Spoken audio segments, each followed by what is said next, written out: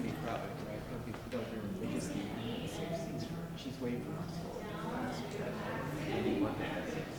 Oh, Ben thinks we'll have to add seats, but we'll make sure you have a seat. Yeah, we will. Okay.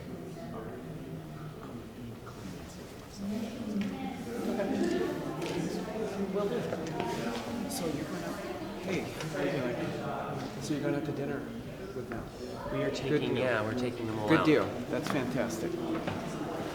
No, you're disappointing. You're not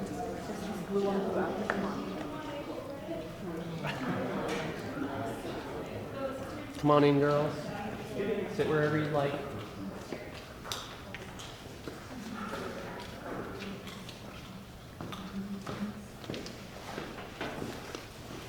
Hi, Emma.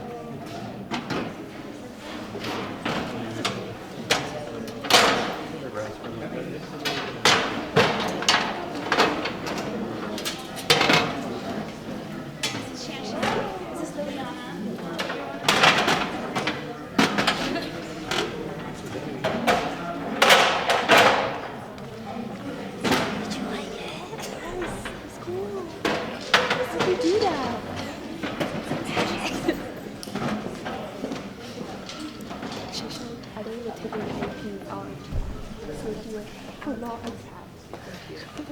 Just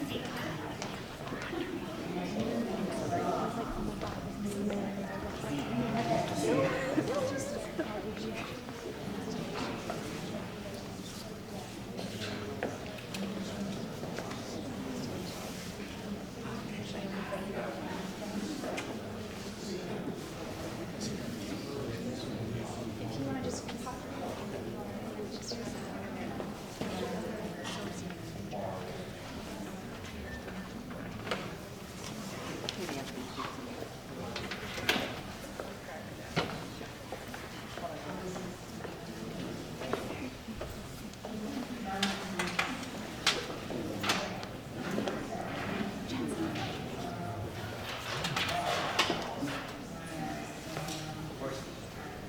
There's some seats up front if you'd like to sit down closer to the front.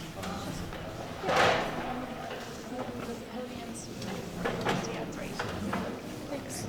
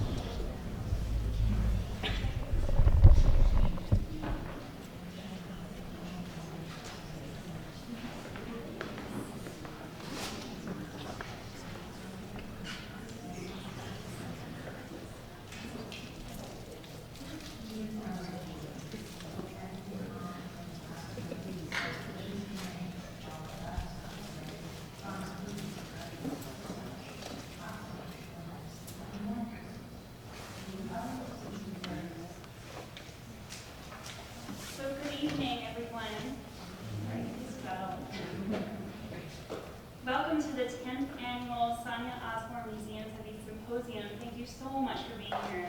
Shantan and I are both very grateful for your support.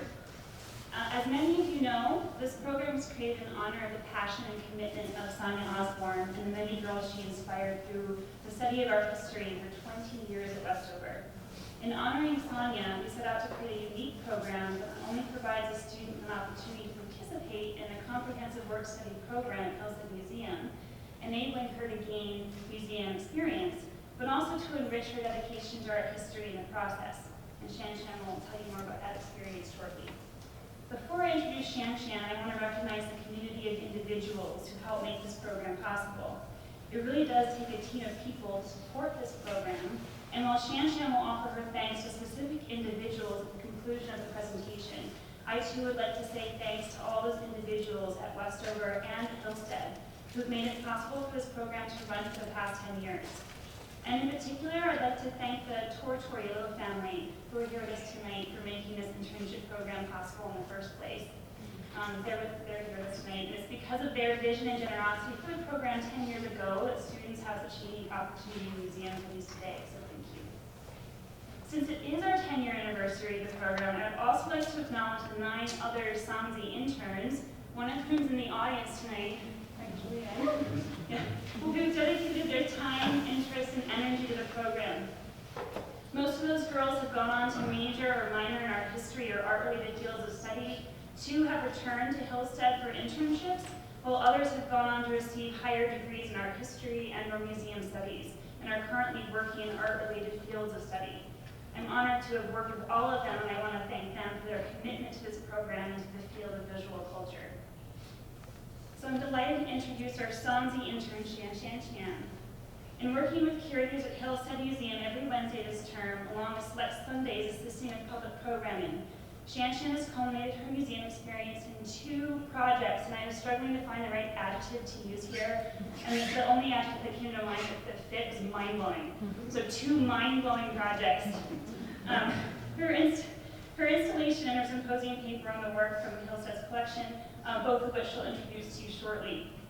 The installation, just so you know, will be up for the remainder of the year, so please come back and just be present in that space. I'd like to mention that working with Shan has truly been a gift. Shan has a meditative approach to her thinking and her work. She suspends herself in thought and question and floats. And sometimes there's a lot of floating, but she floats in thought. And because of her immersive approach, Shan's projects are deeply personal and intimate. She was able to translate complex photographic theories, some of which you'll hear about tonight, into something insightful and dear and hers. And I quite literally cried yesterday and today when she was reading her paper, so just wait. So thank you, Shan, not only for all of your hard work and passion, both of which are great, but also for the opportunity that I got to learn so much with you. So, the program will last about 30 minutes, after which there'll be time for questions, so please join me in welcoming Shan.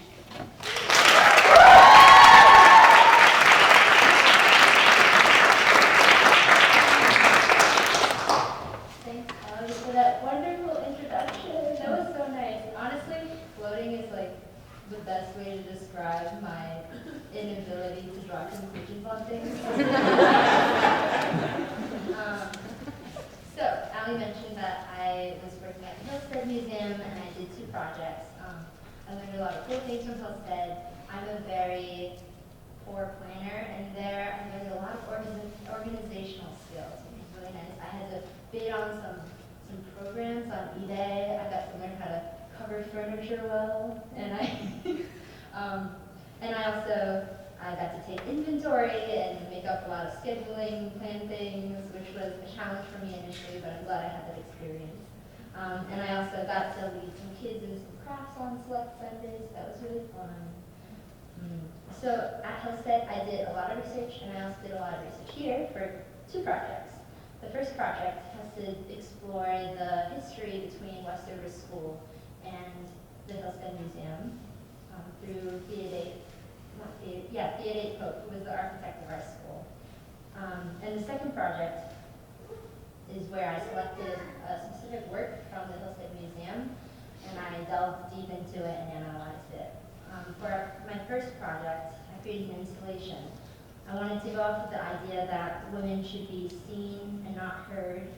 I wanted to give voice to the complex dialogue between the internal and external, and in doing so, hear the suppressed voices of Theodate Pope, and see in public and thus understand Pope's most treasured friendship.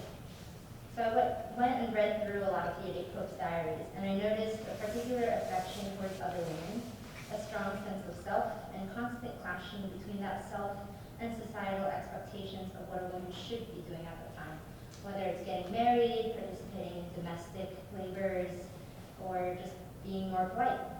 One of the strongest companions she had was Mary Hillard, who was the first head of school here. And while some have speculated on their romantic status, there is no way to name that relationship as lesbian because that term wasn't even created. However, with the early history of this word being so derogatory, people would not have chosen to name themselves as such anyhow. Thus, perhaps it is in this space with no words we may uncover and validate the raw love between these two women, and the inner and external conflict that produces, and how the very fact that they refused the hegemonic heterosexual discourse was in itself an important political statement. So I chose to use this L-shaped closet, which a lot of people have cleaned out for me, which was really nice of them, because that space allows darkness, intimacy, and connected separation. I essentially created two spaces, one space to be heard and the other space to be seen. On one hand, there's an audio track playing in darkness. There are selections from Theodate Pope's diaries that speak to her understanding of how relationships in her life feel, how she truly feels of what is expected of her. These are played in darkness to portray the sense of isolation from keeping feelings inside, while also placing those walking through the space intimately between her thoughts. Some pieces are louder than others to portray both what she felt most confidently about herself, as well as what she felt comfortable sharing to the external world. The audio is separated to further give that sense of being between thoughts. I have also chosen to create outside noise that provides senses of discovery and thoughts that escape language, as well as the ever-present depression Theodate Pope experienced. At some points, the audio is slightly layered to contribute to the feeling that sometimes days blend together as a person with depression and that thoughts continue to exist on multiple planes simultaneously. On the other hand, the closet is a large projection of Theodate Pope and Mary Hillard in profile cheek to cheek. This image is originally around 2 or 3 inches in width, so it's like this small. I blew it up, and by blowing up the small portrait, I wanted to make public the strong bond between the two and legitimize the relationship in a time where women were considered to be overly affectionate and irrational. By hearing Theodate's strong convictions, her sensitive spirit in her own head, and in seeing that large portrait, I'm hoping to show Theodate more completely and legitimizing both her status as a strong, independent woman as well as a woman who could feel deeply. For my second project, I chose to look at the space between Theodate Pope and Shakespeare, photography as a language of love. Gertrude Shakespeare's photograph of Theodate Pope, having her portrait painted by Robert Brandigy in 1902, divides into two sides. On one hand, Theodate is shown facing the camera wearing a frilly dress, hands clasped, rested on her lap. The white line of the painter's canvas separates Shakespeare's face from Brandigy's, who is shown wearing a suit, facing away from the camera. These two sides are set up to be full of dichotomies. Brandigy's face is generally darker, including his imaging of Theodate in shadow. Robert Brandigy's body and face are turned away from Shakespeare. Pope is slightly blurred. Yet Brandigy is in focus. He is inattentive to the photographer and viewer's presence, whereas Theodate's glance and body confronts the viewer. His silver hair contrasts with Theodate's youthful dark locks. While Theodate's hands are on display, Robert Brandigy's are hidden away. On one side of the line, we have the female, the passive society woman, frilly, lifeless object of Brandigy. On the other side, Brandigy is male, a painter, constructor. Theodate's gaze brings our attention past the fourth wall into the camera of Shakespeare, and thus the viewer is creating a space that collapses these dichotomies. Despite the frilly dress that would name Pope as simply a society woman, Shakespeare effectively represents Theodate as a fellow female professional and comrade, and in doing so reveals painting's failure to capture the truth of her as an individual, or what photographic theorist Roland Barthes may consider to be the air. The photograph's inherent maternal qualities, which are not feminine, but are what art historian Carol Armstrong considers to be hospitable to the feminine, are well captured by Case Beer's so-called amateur eye in her photograph of Theodate Pope, which acknowledges the fleeting and ineffable, in contrast to Brandigee's eternal, lifeless construction of Theodate. In establishing the dialectic between Brandigee's painted image of Theodate and Case Beer's commissioned photograph of her, Case Beer's amateur style, which was recognized as being hobbyist, can be reasserted in terms of the older aristocratic notion of lover. To understand how Case-Beer intimates an intimacy through what Art terms the air, or what Case-Beer termed the temperament, soul, humanity, in photography. Although Brandigee had painted professional women seriously before, Brandigee paints Theodate as simply a society woman, and in doing so reveals painting as a whole to be mere construction. The vacant glare Theodate holds in the painting makes her demure and complacent. Her hair frames the upper corners of her face. Everything here is floral, a flourish. The floral dress, which matches the color of her eyes, the vaguely floral background. She's wearing a ring, though it is not a marriage ring. All of these name her as a society woman, as decorative as wallpaper, and utter no signs of her professionalism nor individuality. This portrayal, as art historian Mary Daguerre noted on portrayals of women artists, worked to render her unexceptional, only a woman. On the contrary, Brandigee, though he captured Theodate as only a society woman, portrayed the founder of Miss Porter's school, Sarah Porter, as not woman, and like a man. She is seen wearing only the signs of professionalism. Her serious brow and gentleman's accessory, the monocle, names her as austere. Because monocles were, quote, originally used largely by older men, end quote, to portray Sarah Porter with a monocle would be to name her status among the respected men. While she is awarded her professional status, Brandigee has stripped away what a reading by the head of Miss Porter's school recognized as, quote, her cheerful hopefulness of spirit, end quote. This spirit was the foundation of her professional career as the head of Miss Porter's school. Similarly, Theodate's diaries account that she had a completely different spirit to what was captured for her as well. Perhaps Brandigee had captured her, quote, trying desperately hard to be good, end quote, as Theodate described in her diary in that period of time. She had been depressed at the time, but everyone in her life knew her as a fiery architect who commanded attention to women's suffrage movements and economic independence. No other images of Theodate Pope portray her in such frilly clothing. Through this painting, Brandigee names Pope as mere decoration, and in doing so kills her spirit. Even her hands are pale, purple, and the right side of her face is hollowed out. The vacancy Brandigee painted is but a constructed fragment, something bearing resemblance to Theodate that slipped past the truth of her individual as a whole, thus killing her whole self. Photographs, like other forms of image making, can be falsely constructed as well. But there is a distinction in lacking the signs of image making. Since photography was viewed as a means to capture reality directly, to record, to break through to, quote, a new kind of vision, a retina, as faithful as that of the natural eye, but whose impressions do not perish with the wave of light that gave them birth, end quote. Then the photograph equally can take reality into the non-perishable, the immortal, past the death of the moment. Like any other constructed image, photography disallows, quote, the piece of time indefinitely pushed backwards by the next, what we call forgetting, end quote, that filmmaking or real life has. The image presented never passes. Thus, just as Brandigee made an image of Sarah Porter as a professional, Case-Beer's image of Theodate Pope in her study, as shown here, could similarly be described as a mere turn-of-the-century cliché as a professional woman. In this photograph, her right hand rests on the arm of the chair, her other hand, outstretched, grasps the desk eagerly, her body is turned forward toward the viewer. She is dressed plainly in white, contrasting the dark bookshelves behind her.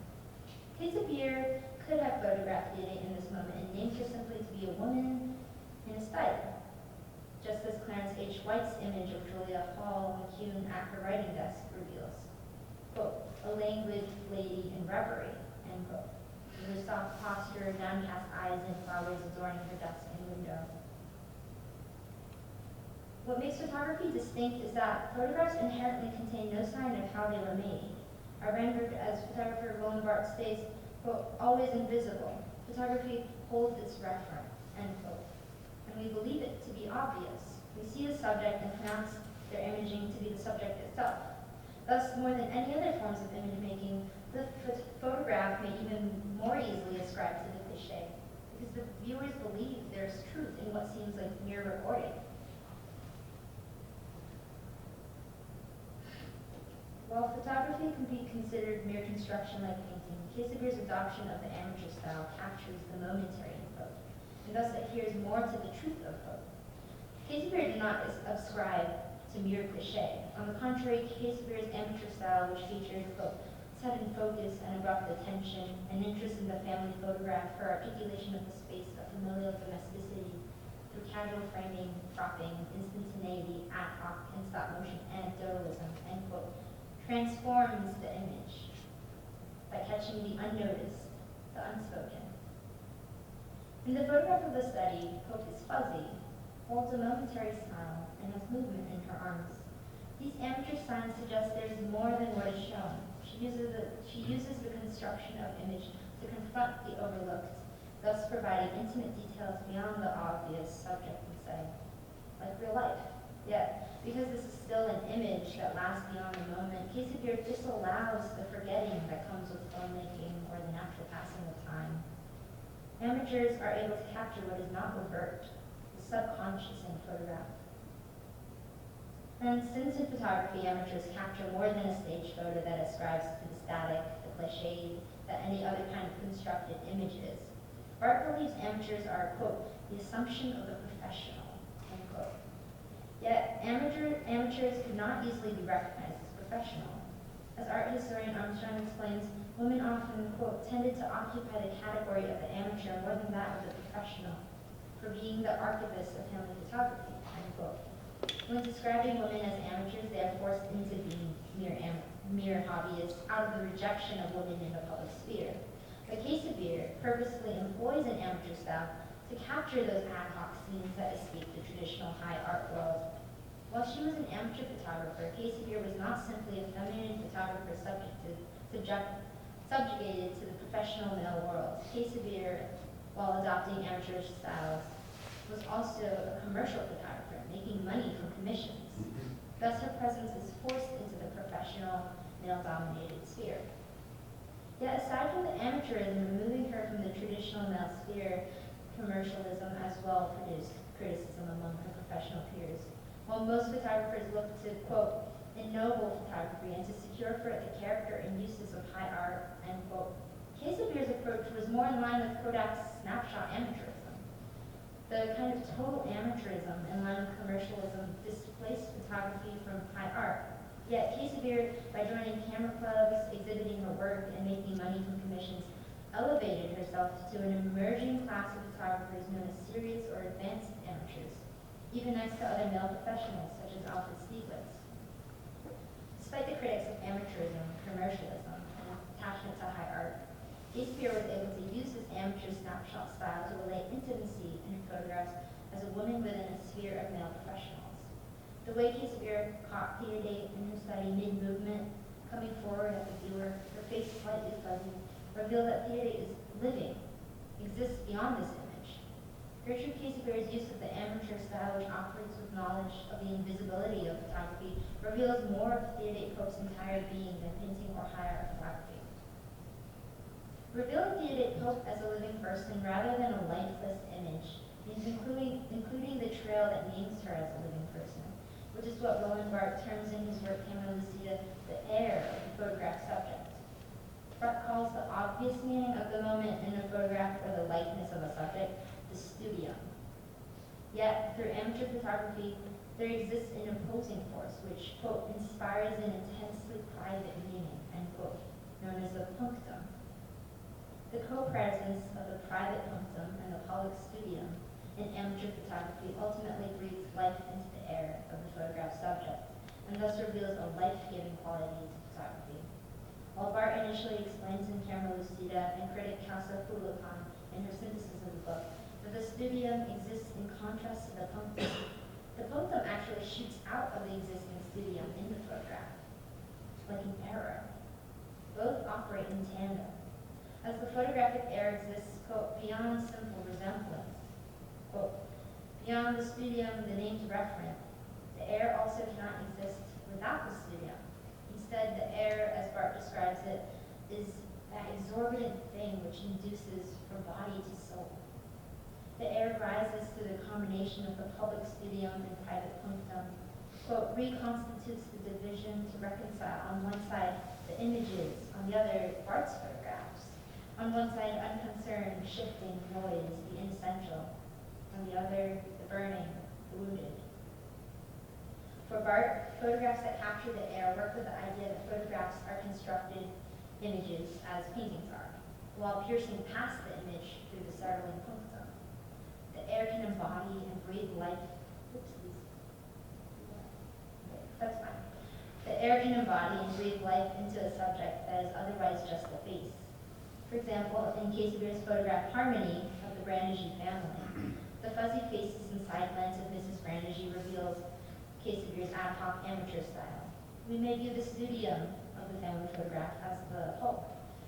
Mr. and Mrs. Brandigy are both imaged as musicians. Mrs. Brandigy is the central figure with a triple role as musician, mother, and wife. However, the punctum is not the central figure. Rather, the most striking glance is the child's. The seated child glances at the camera and thus viewer literally from a different plane, as he is the only figure in complete focus, as well as the only figure occupying the lower level of the room. His bright face contrasts the shadows of the ground in his dark clothes. His punctual glance reveals the air of the moment, reveals that the moment is transforming, and that there are multiple planes of existence, different depths of field and focus, different levels of the subject's positions, and different moments in time. Capturing the air is about capturing the transformative nature of a moment or a subject, what makes a subject alive. For Bart, capturing the air was directly related to a maternal quality of photography which gave life. Throughout Camera Lucida, Bart alludes to a photograph of his mother in her youth, before Bart's birth. To analyze how his mother dressed up was an image where he could not recognize her, except in fragments, an image where he was excluded from her history. However, this same image could be reframed to catch the, quote, being in the photograph completely, beyond simple resemblance, whether legal or hereditary, end quote.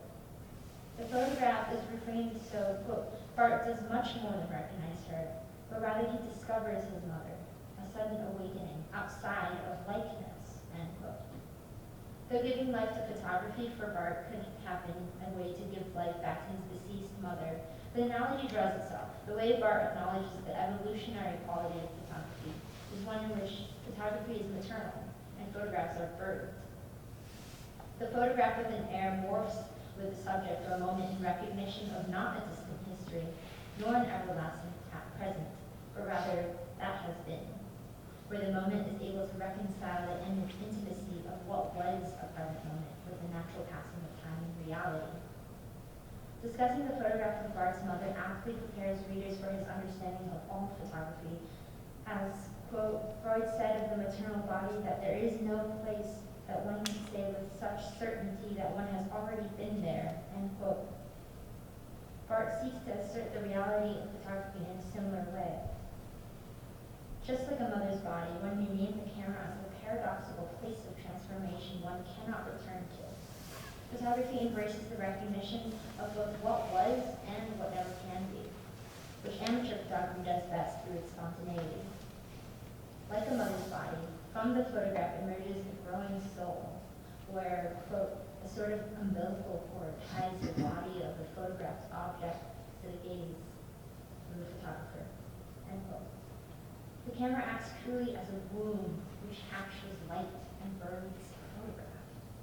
Because cameras capture light transformed into life, yet never needs to bear external marks of creation, cameras, like the mother's body, lack the phallic tool.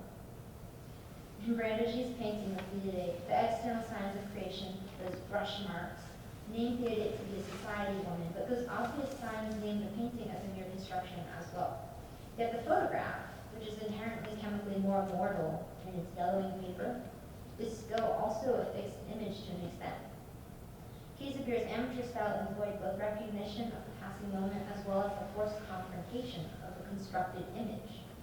If photography is viewed then as a maternal place that lacks, viewers are forced to confront the mother's body, the supposed, quote, contiguous place of the lack, or place of the terrifying absence, end quote. Yet the instability of a moving life is not Freud's understanding of, quote, the child when discovering for the first time the mother's body, who becomes terrified by the very possibility that human beings can be deprived of the penis, a possibility which implies a permanent danger of castration, end quote. Feminist art historians argue that cultures have used language in terms of the man, where a child instead could easily, quote, perceive the mother's body to be richly endowed with what the boy lacks, the womb and breasts, end quote. In this forced confrontation of the lack through photography, viewers realize that, quote, it is not that women do not lack, but it is that women are not lack, and inevitably men lack too. The female body does not inherently lack anything, even if it does not have a phallus. Photography does not speak the language of the feminine, does not rewrite in terms of the woman, but rather speaks no language, and in doing so, denies what had been deemed a lack.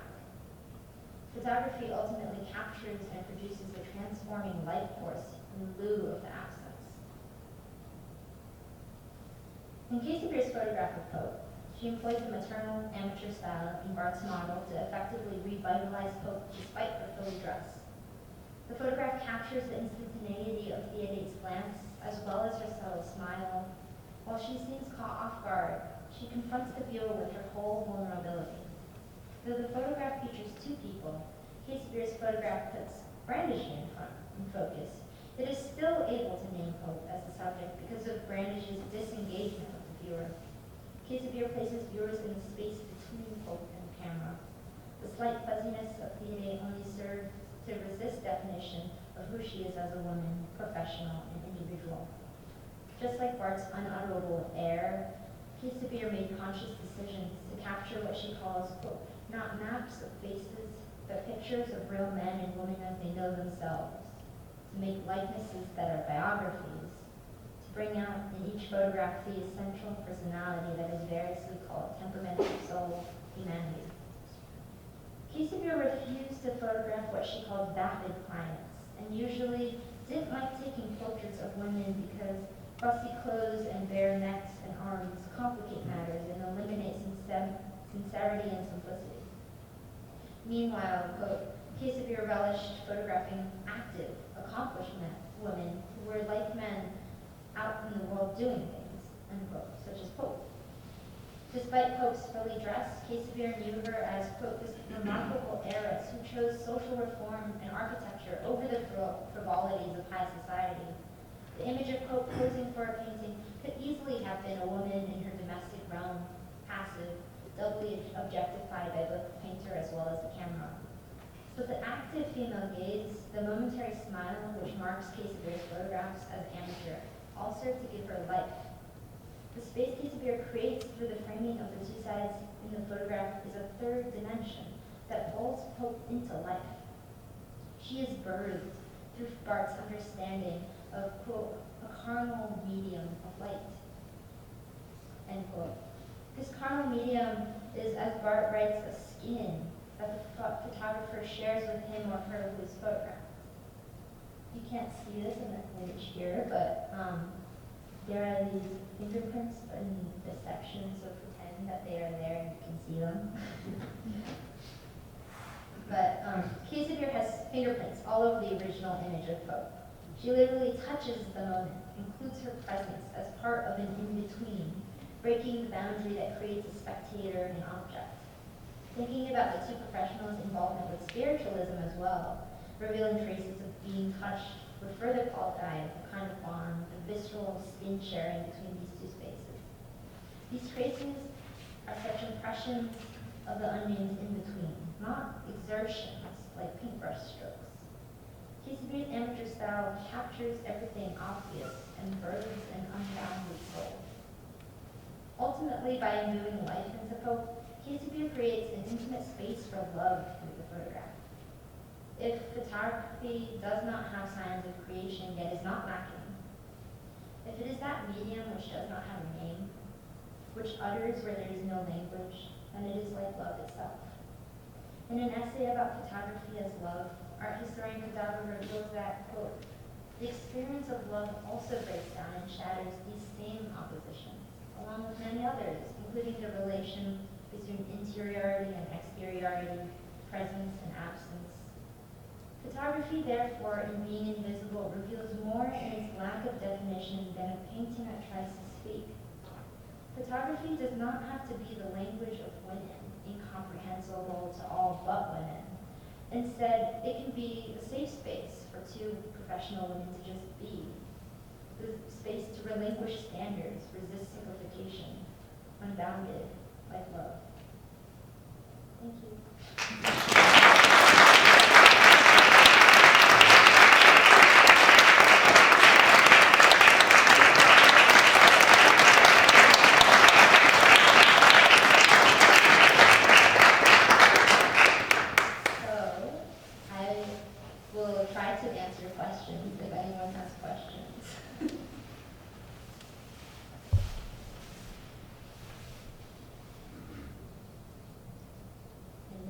Yes.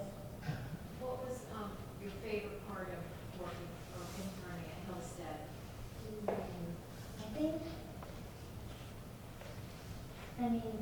I love the people there. Like, everyone was just really welcoming, and they made me feel like I was part of the family there, which was cool.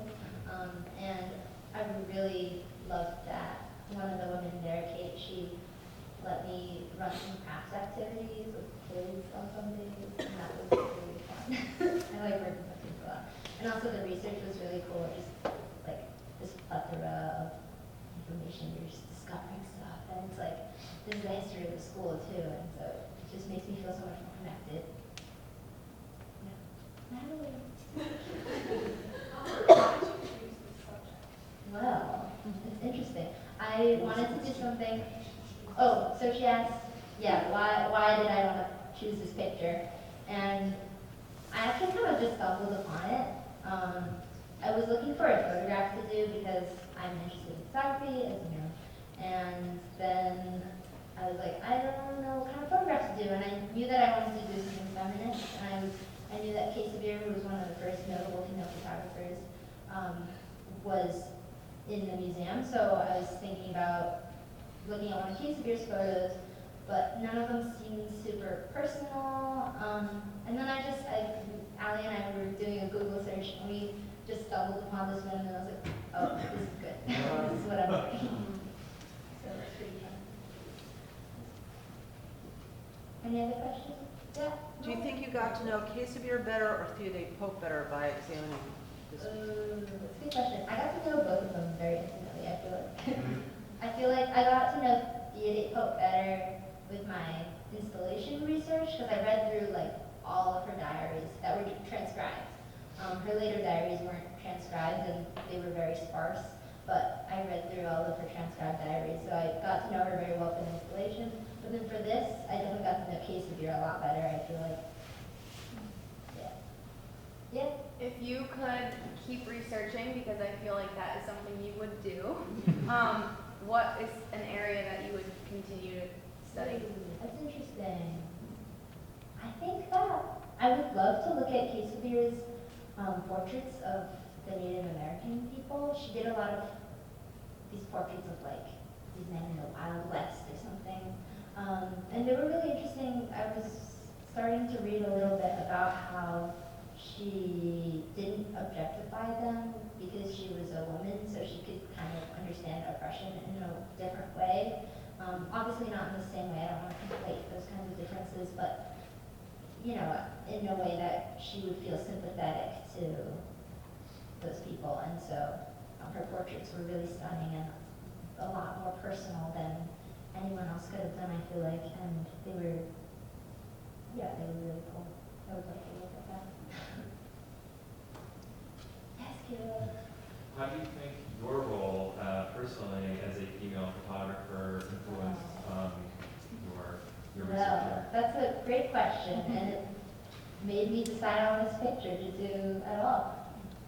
I wouldn't have necessarily looked into the photography in their collection if I was not myself a photographer, because they have so many cool paintings, and I think that I might have looked into the Japanese woodblock prints if I wasn't a photographer, because they had some interesting Japanese woodblock prints, and I was reading some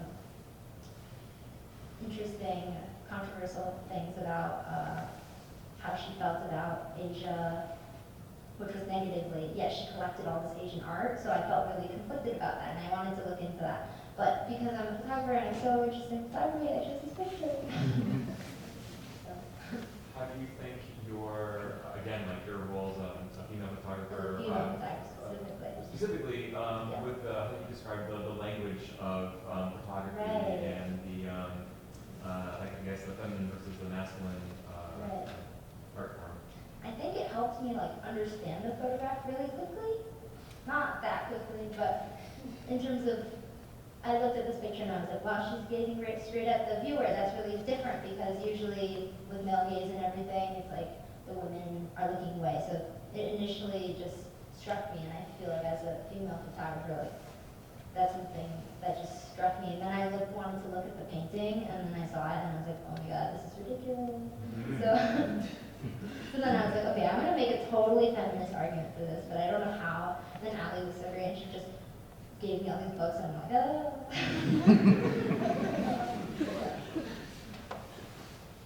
Yeah.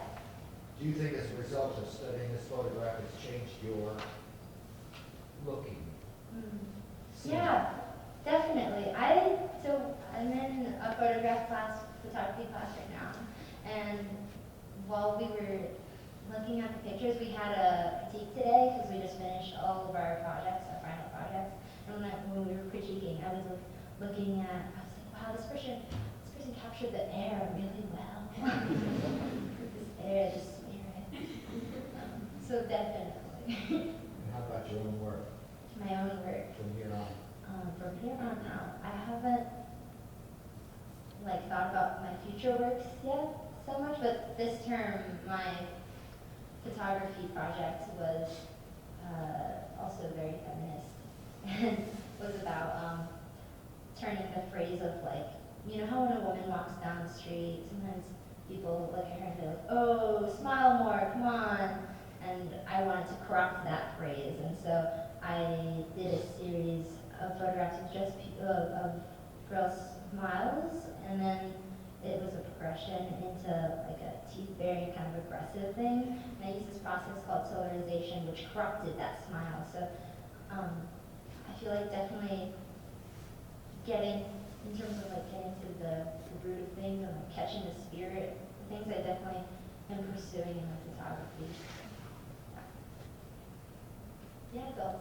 One thing that really caught my attention was how you wanted to, I guess, emphasize or reflect on how neither because men are not like neither women, they just have different parts. Right, exactly. And they're supposed to work together and not be compared to one another. So I was wondering if you would ever want to work in a way that would kind of show these male-dominated fields, not this. I don't know. I think portraying men through that lens, that they're not more powerful, just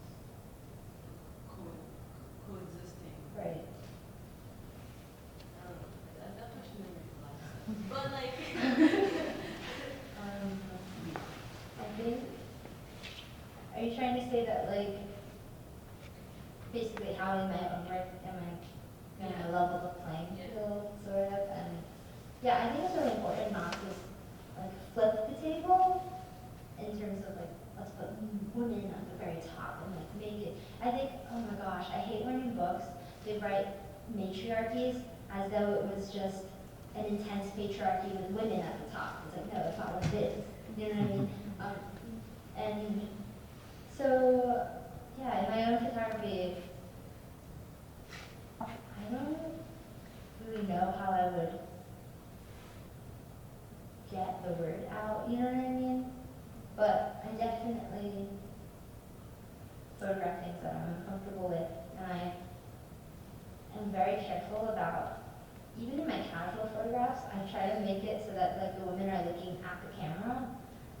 It's like a little thing, and I think there is a way of, you know, capturing the soul without having the women be confrontational. The women don't always have to be confrontational, but in my photography, like very casually, I try to make sure that, you know, that person is definitely a part of this conversation and not separated or an object.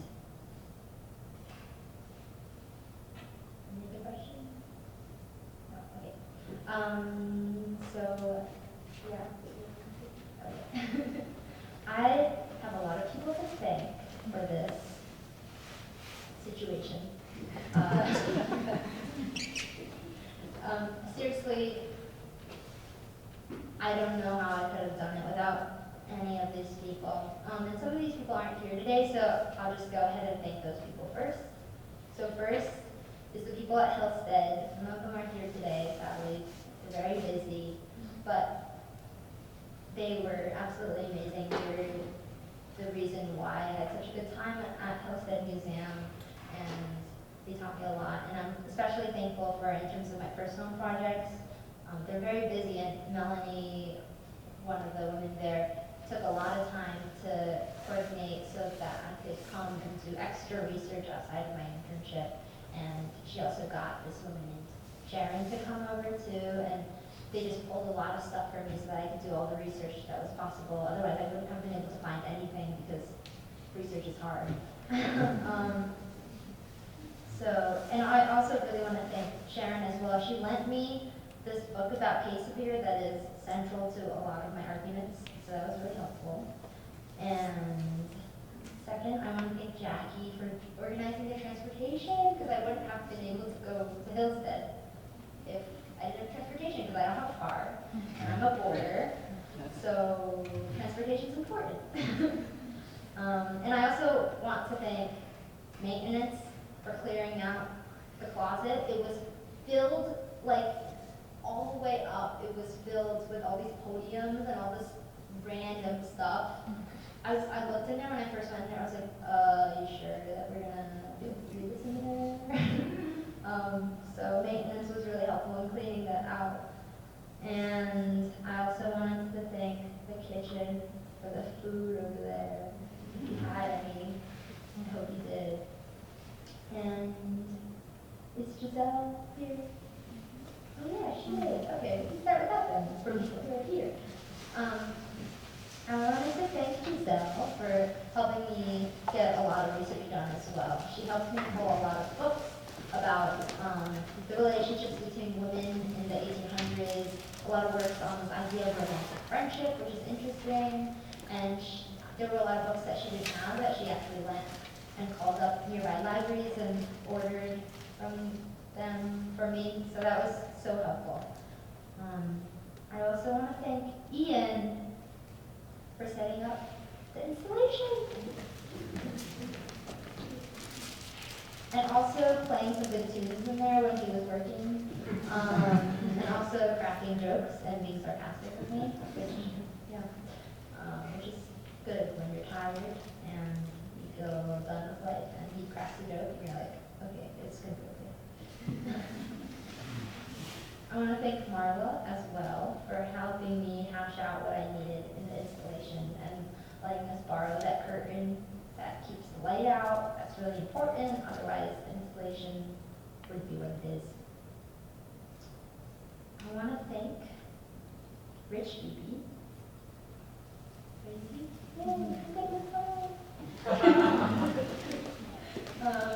Rich Beebe was instrumental in helping us publish this thing, essentially. He interviewed me and he put together all these random little statements that I sent him, and he made that lovely flyer that you saw at the dining hall table. So that was great.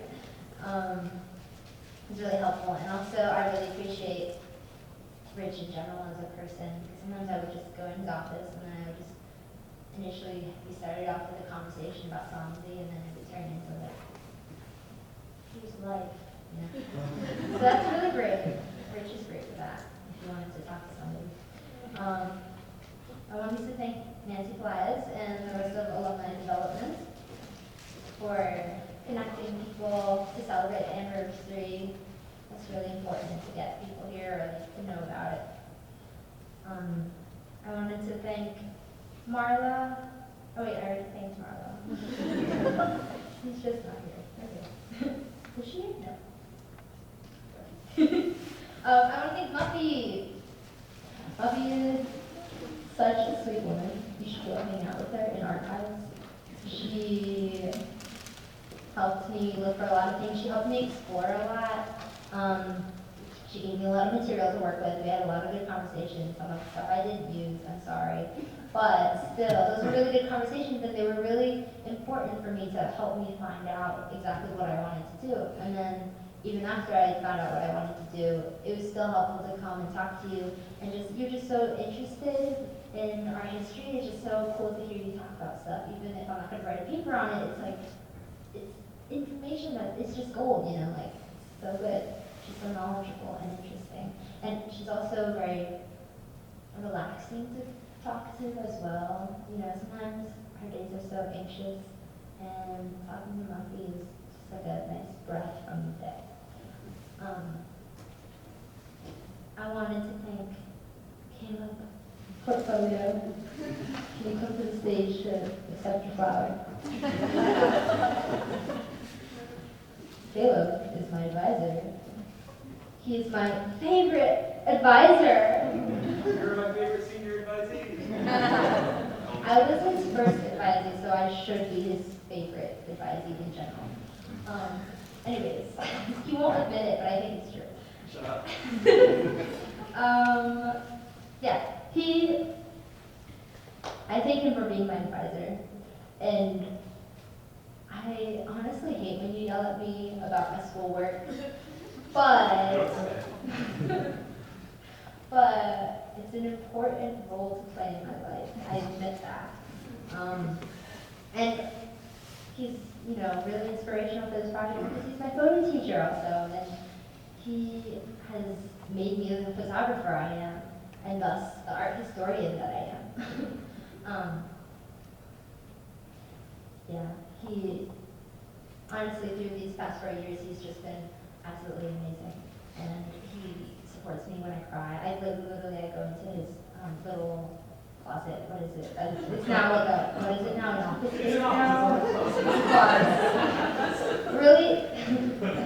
No, but I go in there and I'll just start crying because I'm overworked and stressed about stuff, and then he'll just lay it down to me and he makes me calm down. It's really nice. And he, I don't know, like he's supportive in an academic way, in an emotional way, in an art way. He's like inspirational, and it's just amazing. Yeah, and also, this is like a little thing, but thanks for letting me use those photography books, which Ali stole and lended out to me. But thank you for being my #1 fan. Finally, no, not finally. I'll say finally for a little bit after. Okay, I also want to thank Marcelo and Liliana for being the donors of this program. Literally, I don't even know why I have to say why I have to thank you, because I wouldn't be here. You know, standing on this podium. I wouldn't be talking about this stuff. Songs wouldn't be here. So, thank you so much for supporting the program. It means a lot. This was such a good experience to me. I really appreciate it. Finally, last but certainly not least, Ali Gilbert!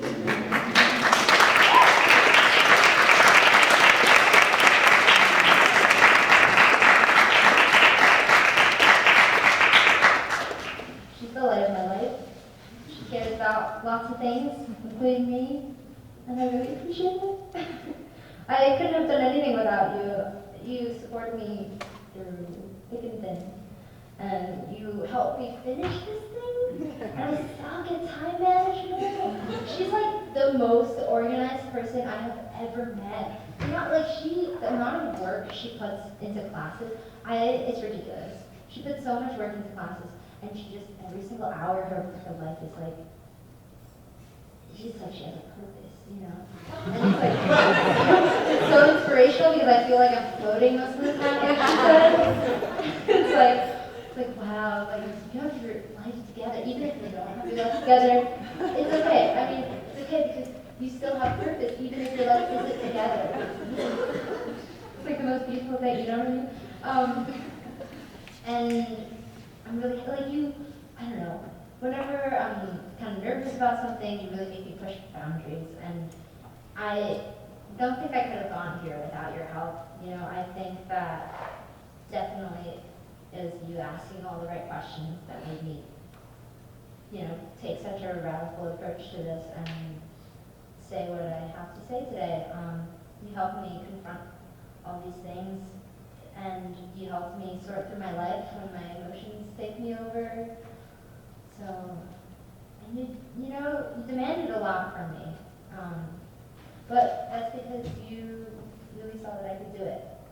And I don't think I could have seen myself do it. Like, I honestly, there were points where I'm like, oh my gosh, I can't do it. Like, I honestly don't know how to tell you, but there's been so many times where I'm doing this and I'm like, what if I'm not the right person for this job?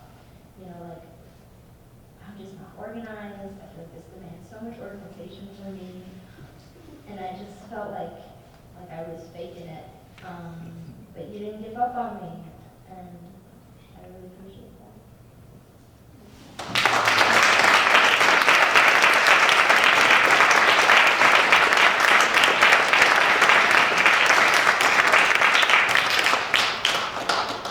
Thank you very much. You can enjoy your installation in the back and some refreshments as well. Shan.